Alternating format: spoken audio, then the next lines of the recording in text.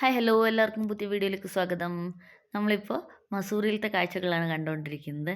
ഞങ്ങൾ മസൂറിയിലത്തെ കമ്പനി ഗാർഡനിൽ നിന്ന് അടുത്ത വ്യൂ പോയിൻ്റായ ലാൽ ടിബ്ബ സീനിക് പോയിൻറ്റിലേക്കാണ് ഇനി പോയിക്കൊണ്ടിരിക്കുന്നത്. അപ്പോൾ നമുക്ക് ലാൽ ടിബ്ബ സീനിക് പോയിൻറ്റിലത്തെ കാഴ്ചകൾ കാണാം. എല്ലാവർക്കും പുതിയ വീഡിയോയിലേക്ക് സ്വാഗതം. ഞങ്ങൾ നേരത്തെ വിസിറ്റ് ചെയ്ത കമ്പനി ഗാർഡനിൽ നിന്ന് 10 കിലോമീറ്ററും മസൂറി ടൗണിൽ നിന്ന് 6 കിലോമീറ്ററുമാണ് ലാൽ ടിബ്ബ സീനിക് പോയിൻറ്റിലേക്കുള്ള ദൂരം. മസൂറിയിലെ ഏറ്റവും ഹയസ്റ്റ് പോയിൻ്റാണ് ഈ ലാൽ ടിബ്ബ സീനിക് പോയിൻ്റ് എന്ന് പറയുന്നത്.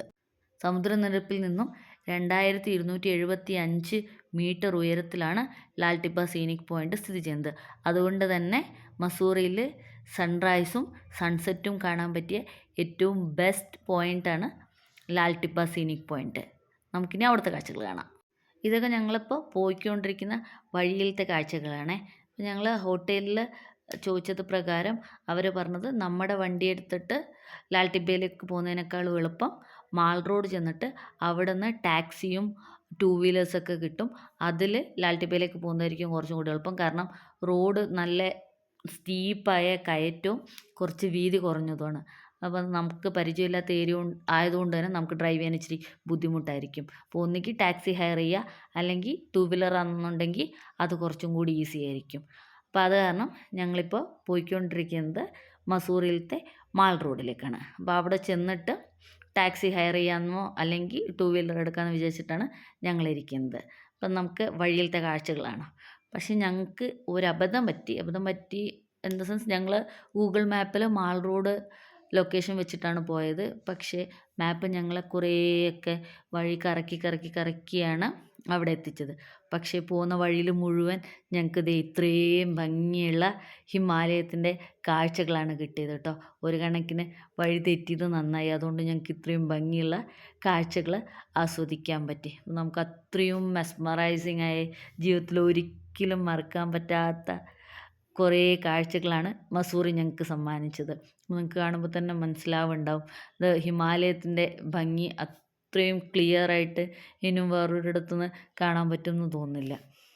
ഇതിപ്പോൾ ഞങ്ങൾ അങ്ങനെ വഴിയൊക്കെ തെറ്റി കറങ്ങിത്തിരിഞ്ഞ് മാൾ റോഡിലേക്കുള്ള വഴിയിലേക്ക് പ്രവേശിച്ചു. ഇത് മാൾ റോഡിലോട്ടുള്ള വഴിയാണേ.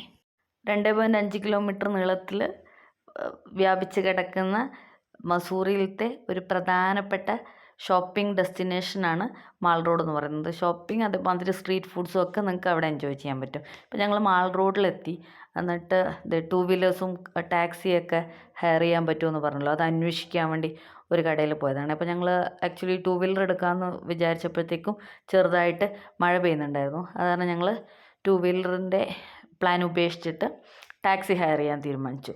അപ്പം അതിന് വേണ്ടിയിട്ട് ഞങ്ങളെ ആക്ച്വലി അവിടെ മാൾ റോഡിലുണ്ടായിരുന്ന ഒരു പോലീസ് ഓഫീസർ ഹെൽപ്പ് ചെയ്തു.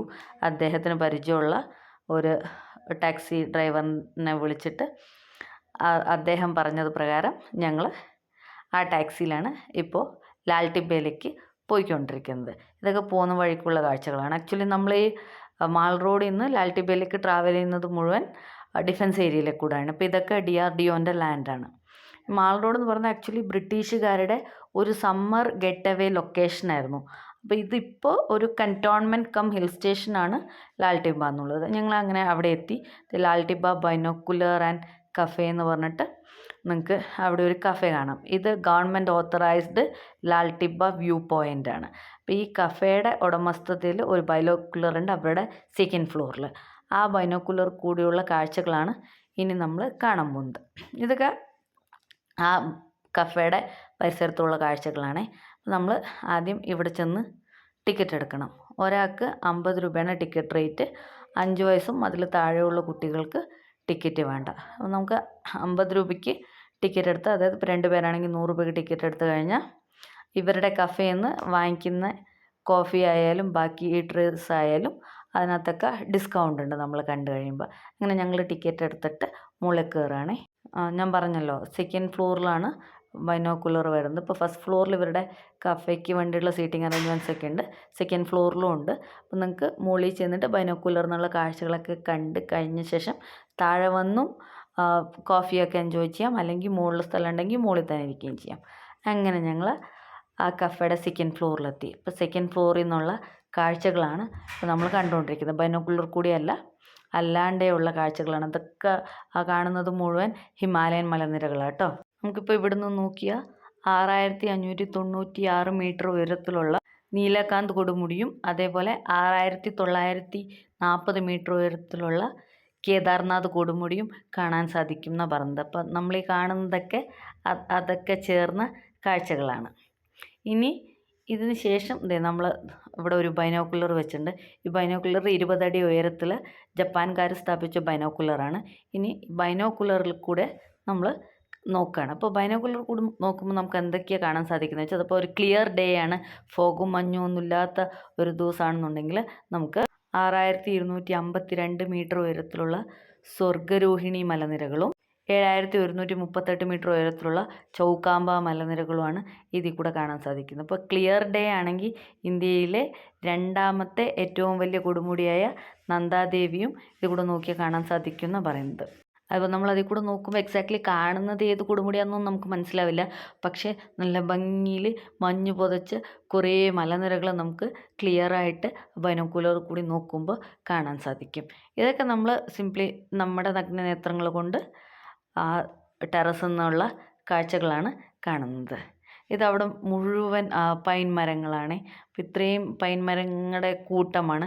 അത്രയും പൊക്കത്തിൽ, ഇപ്പോൾ ഞങ്ങൾ സെക്കൻഡ് ഫ്ലോറിലാണ് നിൽക്കുന്നത്, അത്രയും പൊക്കത്തിലാണ് അതിരിക്കുന്നത്. ഇതാണ് ഇവിടുത്തെ കഫേയുടെ സീറ്റിംഗ് അറേഞ്ച്മെൻറ്റ്സ്.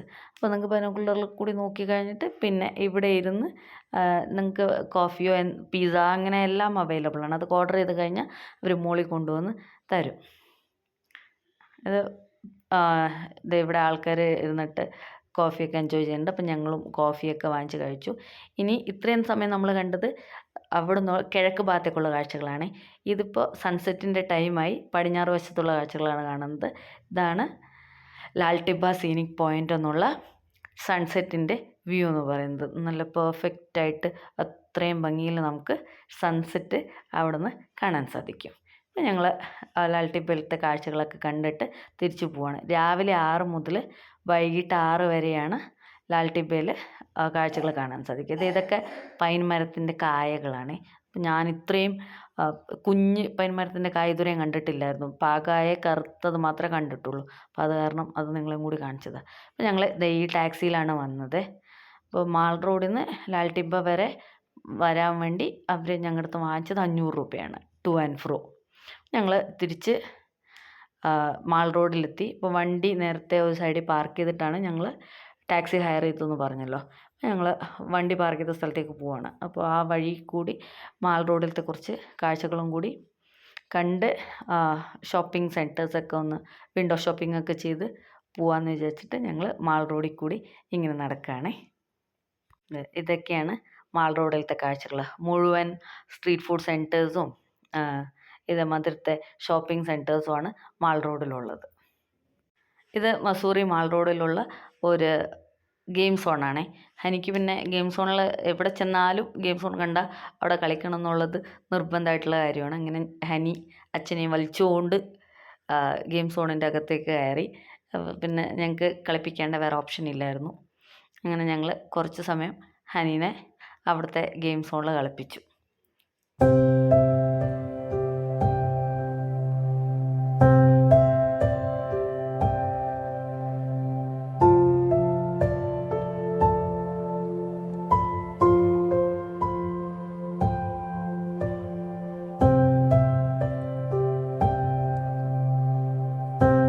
അങ്ങനെ ഗെയിം സോണിലൊക്കെ കളിച്ച് കഴിഞ്ഞ ശേഷം ഞങ്ങൾ തിരിച്ച് ഞങ്ങളുടെ വണ്ടി എടുത്തിട്ട് ഞങ്ങളുടെ ഹോട്ടലിലേക്ക് തിരിച്ചു പോവാണ്. ഇത് മസൂറിൻ്റെ രാത്രി കാഴ്ചകളാണ്. അപ്പോൾ നല്ല ഉയരത്തിലുള്ള റൂട്ടിൽ നിന്ന് താഴത്തേക്കുള്ള കാഴ്ചകളാണ് ഈ കാണുന്നത്. അപ്പോൾ ഇതൊക്കെ ഡൂൺ വാലി എന്നാണ് മസൂറിയിലത്തെ താഴ്വര അറിയപ്പെടുന്നത്. അപ്പോൾ ഈ ഡൂൺ വാലിയിലത്തെ രാത്രികാല കാഴ്ചകളാണ് ഇതൊക്കെ.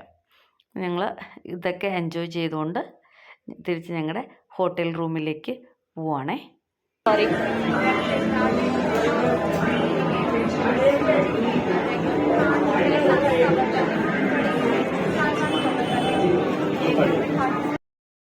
അങ്ങനെ ഞങ്ങൾ തിരിച്ച് ഞങ്ങളുടെ ഹോട്ടലിലെത്തി.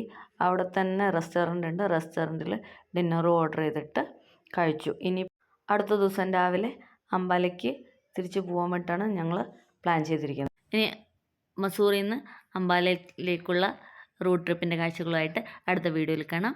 ഇത്ര സമയം വീഡിയോ കണ്ടതിന് നന്ദി. ലൈക്കും ചെയ്യാൻ സബ്സ്ക്രൈബും ചെയ്യാൻ ബൈ ബൈ ടു യു ഉമ്മ. Thank you for watching. Thank you so much.